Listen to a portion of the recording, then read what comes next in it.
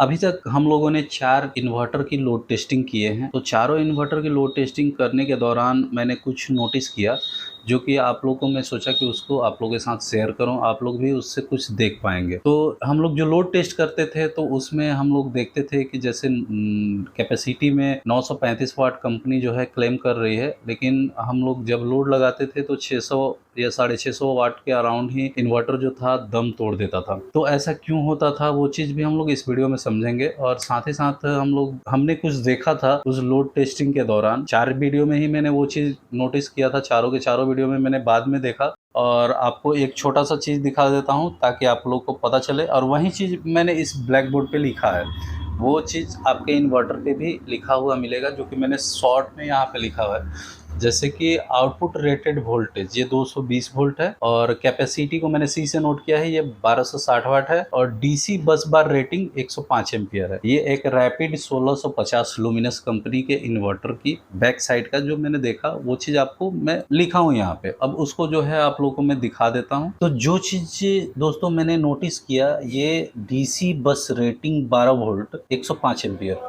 हर video में हम लोग जो लोड टेस्टिंग किए वहाँ पे ये चीज आपको लिखा हुआ मिलेगा, जो कि 12 वोल्ट पे कितना एम्पियर का रेटिंग है। जैसे कि यहाँ पे हम लोग देख पा रहे हैं, ये डीसी बस रेटिंग ये माइक्रोटेक का है, 12 वोल्ट पे 66 प्लस माइनस 3 एम्पियर। वही चीज यहाँ पे लुमिनस में भी आप देख पा रहे होंगे कि ये 12 वोल्ट 105 एम्पियर, कैपेसिटी 1260 वाट, और आउटपुट रेटेड वोल्टेज यहाँ पे देख पा रहे होंगे 220 वोल्ट। तो दोस्तों आप लोगों को जो मैंने दिखाया एक इन्वर्टर के पीछे बैक साइड जो रेटेड करंट, रेटेड वोल्टेज और उसका बस बार रेटिंग जो है कितना एम्पियर का है, तो सारा चीज मैंने आपको दिखाया, जो कि यहाँ पे लिखा हुआ है। जैसे आउटपुट रेटेड वोल्टेज 220 वोल्ट, और आउटपुट कैपेसिटी 1260 वाट, और DC bus bar 105 ampere at 12 volt DC. DC पे 12 वोल्ट मतलब 12 वोल्ट डीसी पे ये 105 एम्पियर का करंट का बस बार रेटिंग है। अगर इस इन्वर्टर पे जो रैपिड 1650 इन्वर्टर की हम लोग बात कर रहे हैं, उस इन्वर्टर पे अगर 1260 वाट का लोड दिया जाए तो क्या वो चला देगा? आपके मन में अगर ये सवाल है, अगर आप मुझसे ये पूछना चाहेंगे, तो मैं कहूँगा कि मे बी ये चला देगा।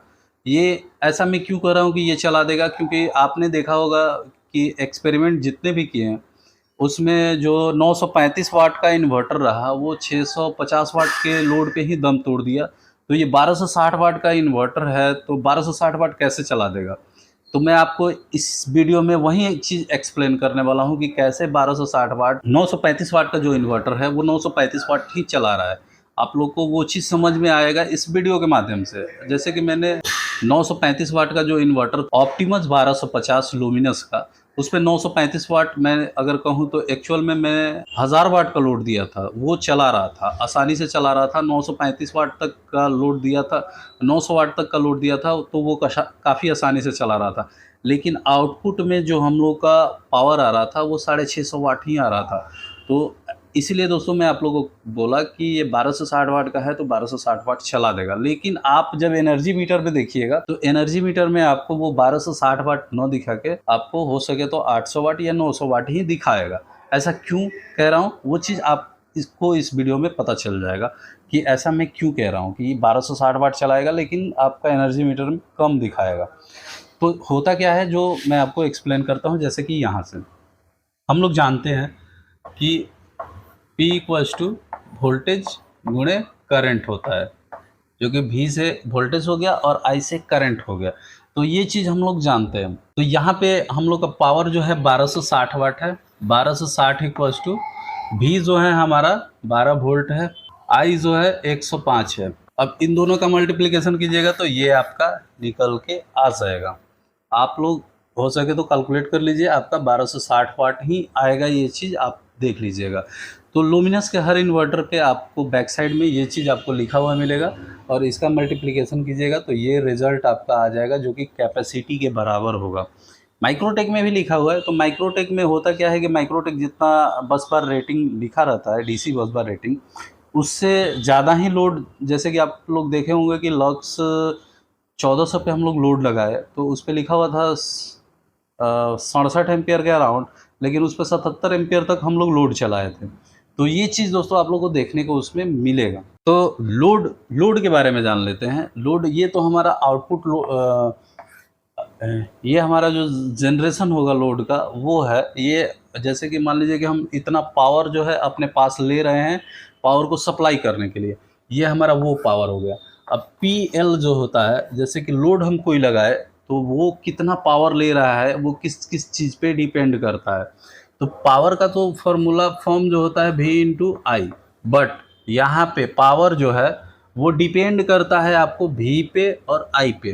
अगर I घटेगा, ये घट जाएगा, तो P भी घट जाएगा, पावर भी आपका घटेगा, जो कि एनर्जी मीटर में हम लोग देख रहे थे।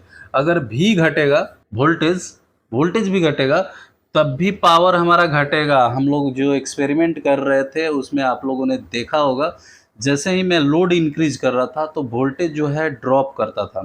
जैसे कि 200 वाट का जब मैं लोड लगाता था तो वो एनर्जी मीटर में 165 वाट के अराउंड आपको डिस्प्ले कर रहा था, और जैसे ही जैसे मैं 200 वाट का लोड लगा रहा था, अगर रेटेड वोल्टेज 220 वोल्ट है या 222 वोल्ट है तो वो ड्रॉप करके 115 या 118 वोल्ट पे आ जाता था, और पावर जो है 165 वाट हो जा रहा था। तो ऐसा इसलिए हो रहा था, ये चीज़ मैं आपको यहाँ पे दिखा रहा हूँ, वही चीज़ आपको मैं बता रहा हूँ। तो आप लोग को जैसे कि मैं बता देता हूँ, आपको एक चीज़ और बता देता हूँ।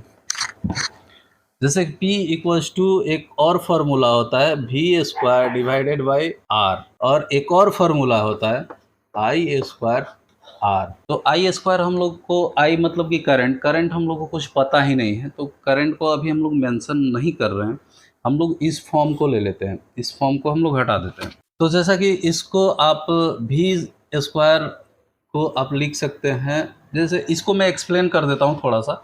जैसे कि V² है तो V/V डिवाइडेड बाई R, और V को लिख सकते हैं एक V को लिख सकते हैं IR into V divided by R। तो ये R से R कट जाएगा, आपका ये चीज़ यहाँ पे आ गया, V into I equal to power. तो वो चीज़ आपको वहाँ पे आ गया, लेकिन हम लोग को उस चीज़ को नहीं देखना है। जैसे कि हम लोग ने लोड लगाया है 1260 वाट का, तो 1260 वाट तो यहाँ पे हो रहा है, लेकिन कब, जब आपका जो वोल्टेज है 220 वोल्ट होना चाहिए, लेकिन 1260 वाट जब लगाइएगा तो वोल्टेज जो है 220 वोल्ट ना होके आपका हो सके तो ये 190 वोल्ट हो जाएगा। तो 190 वोल्ट जब हो जाएगा तो क्या आपका पावर 1260 वाट होगा? नहीं होगा। क्यों नहीं होगा? कि आपका जो है रेजिस्टेंस, ये जो है, ये फॉर्म जो है रेजिस्टेंस का है, ये जो है आपका कांस्टेंट रहेगा। ये तो आपका कांस्टेंट रहेगा हमेशा, कभी चेंज नहीं होने वाला है, ये कांस्टेंट रहने वाला है। अब आपको एक चीज़ और मैं दिखा देता हूँ, इसको एक्सप्लेन करके थोड़ा सा। जैसे कि मैं एक लोड लगाया 200 वाट का, तो हमारा जो है वोल्टेज जो था वो 218 वोल्ट रहा, इसका स्क्वायर बाई R हमारा कांस्टेंट है। लोग देखिए, मेंशन कर लीजिए, R हमारा कांस्टेंट है। अगर इसको लेकर मैं R निकाल लूँ तो R जो है लगभग 38 एम्पियर आएगा। वो चीज़ में अगर आप लोगों को मन होगा तो मैं उसको एक्सप्लेन कर दूंगा, लेकिन मैं आपको उस चीज़ को अगर आप जानना चाहते हैं तो आप देख लीजिए। R को अगर हम लोग को निकालना होगा, जैसे कि वहाँ पे 1260 वाट है, तो जैसे कि 220 वोल्ट पे 220 का स्क्वायर करेंगे, और डिवाइडेड बाई पावर जो है हमारा कितना है, 1260 वाट है, तो यहाँ पे हो जाएगा 484.00 डिवाइडेड बाई 1260, और इससे ये आपका जो हो जाएगा लगभग 38 एम्पियर के अराउंड आपका आएगा। आप कैलकुलेट कर सकते हैं, 38 एम्पियर ही आएगा। तो 38 ओम आएगा। 38 ओम जैसे कि रेजिस्टेंस का जो यूनिट होता है वो ओम में होता है, तो 38 ओम आपका आएगा ये। और 38 ओम जो है कभी चेंज नहीं होने वाला है, हमेशा कांस्टेंट ही रहने वाला है 38 ओम। तो 38 ओम जो है आपका हमेशा कांस्टेंट रहेगा, कभी नहीं बदलेगा। वहीं पे दोस्तों, अगर ये 218 वोल्ट है, तो अगर कभी हमारा 400 वाट लोड हो गया तो ये हो जाएगा 215 का स्क्वायर डिवाइडेड बाई R। हमेशा आपका ये PL2 ये भी चेंज हो जाएगा। वैसे ही PL3 आप लोगों को मैं एक्सपेरिमेंट करके दिखाया हूँ, ऐसे ही नहीं बोल रहा हूँ। 210 का स्क्वायर डिवाइडेड बाई R, तो ये भी चेंज। PL4 200 का स्क्वायर डिवाइडेड बाई R तो कांस्टेंट है हर टर्म में R जो है कांस्टेंट है। जैसे कि 200 वाट है, 400 वाट है, 600 वाट है, और ये 1200 वाट है। तो 1200 वाट पे अगर हम कैलकुलेट करेंगे पावर को, तो ये तो हम मान लीजिए कि 1260 वाट का, जैसे कि मान लीजिए आपको दिखा रहा हूँ कि आपको दिखने के लिए 1260 वाट होगा, लेकिन आप जब इसको वैल्यू को कैलकुलेट कीजिएगा तो 200 का स्क्वायर यानी कि डिवाइडेड बाई आर जो है 38 है, यानी कि 46 है, 40 मान लीजिए सपोज दैट, तो ये आपका हो जाएगा 1000 वाट। हमने देखा जो कैलकुलेट किया कि 1000 वाट है, लेकिन वो क्या हुआ कि 1260 वाट है, लेकिन वो क्या बाद में रिजल्ट आ रहा है, हम लोग जब पूरा जांच कर रहे हैं तो वो 1000 वाट का ही कंजप्शन ले रहा है। तो ये सारी चीज़ है दोस्तों टेक्निकली, कि आपका जो है इन्वर्टर इतना ज़्यादा डिफरेंस में आपका चलता है कि आप लोड लगाते हैं चलता है, लेकिन आपका जो आप एनर्जी मीटर में देखिएगा तो उतना लोड नहीं आएगा। होता क्या है कि अगर जैसे कि मान लीजिए आपको मैं बताता हूँ कि आपके पास अगर 75 वाट का एक फ़ैन है, तो घर में अब अगर आपके घर में 150 वोल्ट भी आएगा तब भी वो फ़ैन चलेगा, लेकिन वो 75 वाट कंजप्शन ना करके आपको हो सके तो वो 50 वाट ही कंजप्शन करेगा।